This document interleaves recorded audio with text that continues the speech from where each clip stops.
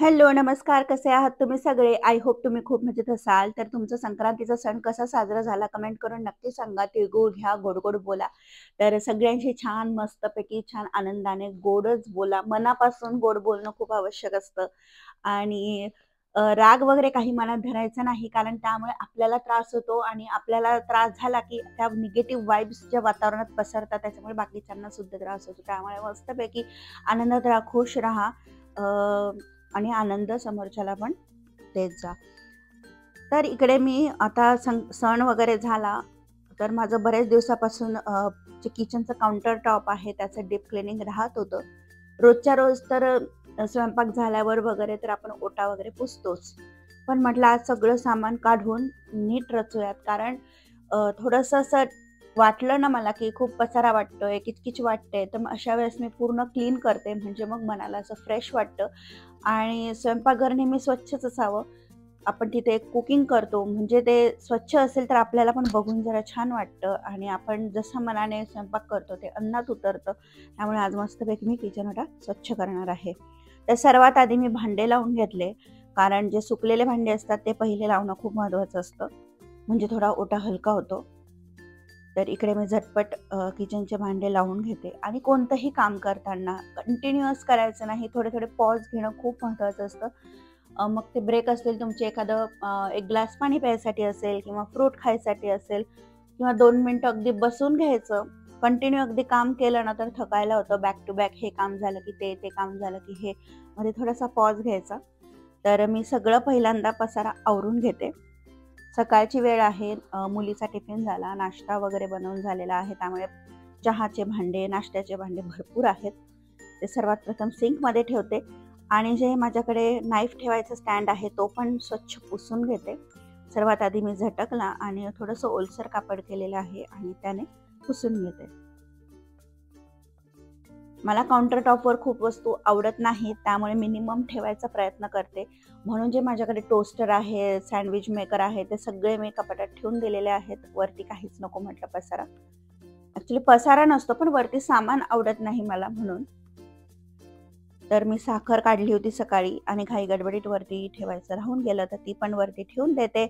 त्यानंतर हे काही चिक्की होती आणि गुळपोळीचं ते सारण होतं, ते आता थोडं बाजूला ठेवते मी काढून. म्हणजे सर्वात पहिल्यांदा प्लॅटफॉर्म रिकामा करते मी. मसाल्याचा डब्बा किती वेळा हात लागतो त्याला. हा माझ्याकडे ग्रॅटिट्यूड रॉक आहे, तो पण ठेवते मी.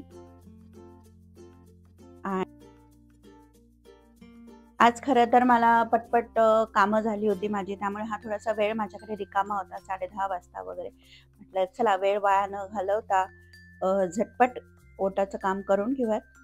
तर इकडे माझा एकदम पांढरा शुभ्र असा मिक्सर आहे, त्याचा कलर पांढरा आहे, त्यामुळे इतक्या वेळा तुम्हाला पुसावा लागतो की काहीच हे नाही, कारण त्याला लगेच डाग पडतात. त्यामुळे स्वच्छ पुसते. थोडंसं स्क्रबर म्हणजे जे भांडे घासायचं असतं लिक्विड, त्याने थोडासा पुसला, खूप पाणी नाही घ्यायचं आणि त्याच्यानंतर स्वच्छ फडक्याने पण पुसला. त्यानंतर हा जो काउंटर टॉप आहे तो स्वच्छ घासते पहिले, मागच्या टाईल्स आणि हा प्लॅटफॉर्म. खूप पाणी नाही लावत कारण हा वुडनचा आहे पूर्ण. तर आता हे पुसून घेत आहे, नंतर स्वच्छ फडक्याने पुसते. थोडं पण असं मस्त पुसलं की किती स्वच्छ वाटतं, की असं पॉझिटिव्ह वाइब्स मिळायला लागतात त्या ठिकाणावरून. त्यानंतर हा स्टँडसुद्धा स्वच्छ पुसला आणि त्यानंतर एक पाण्याचा ब्रेक. पाणी पिणं खूप महत्त्वाचं असतं. एकतर थंडी आहे आणि त्यामध्ये पाणी प्यायचं राहून जातं, त्यामुळे मी लक्षात ठेवून पाणी पिते. आता एक एक सामान त्या स्टँडवर ठेवते मी.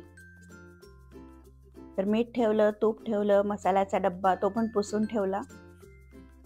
तेलाचं भांडं असे स्वच्छ फडक्याने पुसून घेते. ओलं केलेलं आहे थोडंसं फडकं, म्हणजे मग डाग पटकन निघून जातात. आणि जो खालचा प्लॅटफॉर्म आणि टाईल्स होत्या मी त्या स्क्रबरच्या मदतीने भांडे घासायचं जे लिक्विड असतं त्याने स्वच्छ करून घेतलं. त्यानंतर स्वच्छ फडक्याने पुसून घेतलं. तर इकडे मिक्सर जागेवर ठेवला आहे. त्यानंतर जे आमचं इलेक्ट्रिक मीटर आहे, म्हणजे गॅस आणि इलेक्ट्रिसिटीचं, ते सुद्धा लावून दिलं परत. आणि असंच किचनमध्ये काम करताना थोडंसं डोळ्याला छान वाटावं, त्यामुळे त्याने ग्रॅटिट्यूड रॉक आहे माझा तो ठेवते. त्यानंतर मी किचन क्लीनरच्या मदतीने हा गॅस ओटा स्वच्छ करून घेते, घासून घेते थोडासा हलक्या हलक्या हाताने. बटन खूप महत्त्वाचे असतात क्लीन करणं, कारण नाही म्हटलं तरी उष्टे हात बटनाला लागतातच.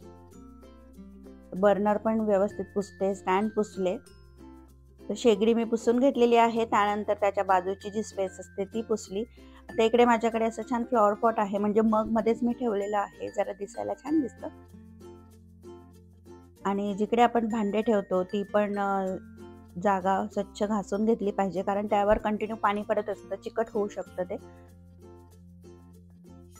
नंतर खिडकीच्या इथलं पण पुसून घेते. आणि आता वेळ येते ती म्हणजे काही भांडे डिशवॉशर सेफ असतात, काही नसतात. त्यामुळे जे डिशवॉशर सेफ आहेत ते मी पटकन ह्या डिशवॉशरमध्ये लोड करते. असे दिवसभरात भरपूर भांडे जमा होतात, आता जरी ते कमी वाटत असले तरी. तर आणि जेवढी मी डिशवॉशर सेफ भांडी नाही आहे ती हाताने घासते आणि ठेवून देते.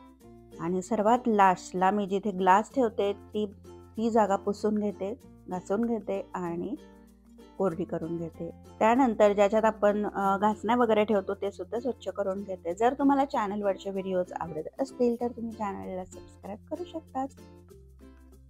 तर झटपट माझं आवरून झालेलं आहे. तर झटपट म्हणण्यापेक्षा 1 तास लागला, कारण मध्ये मध्ये बाळ पण येत होतं, त्याच्याकडे पण बघा, कारण त्याची दीदी जेव्हा शाळेत असेल तेव्हा तो माझ्याच भोवती असतो.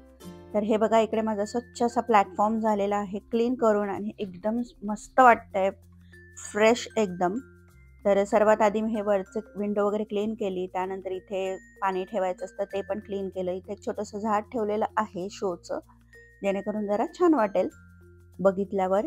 त्यानंतर सिंक पण स्वच्छ केलेला आहे, भांडे स्वच्छ धुतलेली आहेत. आता ते सुकल्यावर लावेल आणि बाकीची डिशवॉशरला लोड केलेली आहेत. डिशवॉशरची मदत बऱ्यापैकी होते, म्हणजे होतेच. भांड्यांचं म्हणाल तर एकदा हा स्टॉक वाळला की दुसरा येतोच असं असतं, कंटिन्यू चालूच असतात. फडकं वाळत टाकलेलं आहे.